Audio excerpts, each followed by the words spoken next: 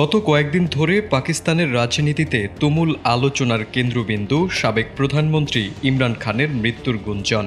সামাজিক যোগাযোগ মাধ্যমে ছড়িয়ে পড়া এই ভুয়া খবরকে ঘিরে রাওয়ালপিন্ডিতে বিক্ষোভের ডাক দেয় তার দল পিটিআই। পরিস্থিতি নিয়ন্ত্রণে রাখতে স্থানীয় প্রশাসন জারি করে ১৪৪ ধারা। ঠিক এমন উত্তেজনাপূর্ণ সময়েই ইমরান খানের সঙ্গে দেখা করার বিশেষ অনুমতি পান তার বোন উজমা খানম। পাকিস্তানি সংবাদ মাধ্যম দ্য ডনের এক প্রতিবেদনে বলা হয়, মঙ্গলবার উজমা খানম আদিয়ালা কারাগারে প্রবেশ করেন ভাই ইমরান খানের সঙ্গে দেখা করতে। সঙ্গে ছিলেন অন্য দুই বোন আলেমা খান ও নওরিন নিয়াজি। তবে তারা এবং পিটিআইয়ের কয়েকজন নেতাকর্মীকে অপেক্ষা করতে হয় কারাগারের বাইরে। ভিতরে মাত্র একাই ভাইয়ের সঙ্গে কথা বলার সুযোগ পেয়েছিলেন উজমা।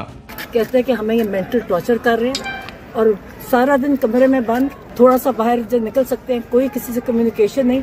সাক্ষাৎ শেষে কারাগারের বাইরে সাংবাদিকদের মুখোমুখি হয়ে উজমা জানান, ইমরান খানের শারীরিক অবস্থা ভালো, তবে তিনি ভীষণ ক্ষুব্ধ।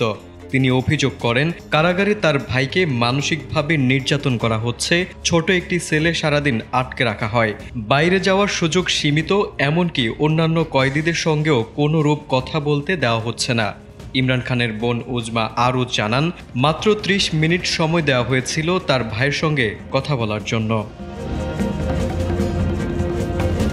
৭২ বছর বয়সী ইমরান খান ২০২৩ সাল থেকে কারাগারে রয়েছেন। ২০২২ সালে তিনি ক্ষমতা হারানোর পর একাধিক মামলায় দোষী সাব্যস্ত হয়েছেন এবং দীর্ঘ কারাদণ্ড ভোগ করছেন। যদিও ইমরান খান দাবি করেন, এসব মামলা সম্পূর্ণ রাজনৈতিক ও উদ্দেশ্য প্রণোদিত। তারেক আজিজ, এটিএন বাংলা।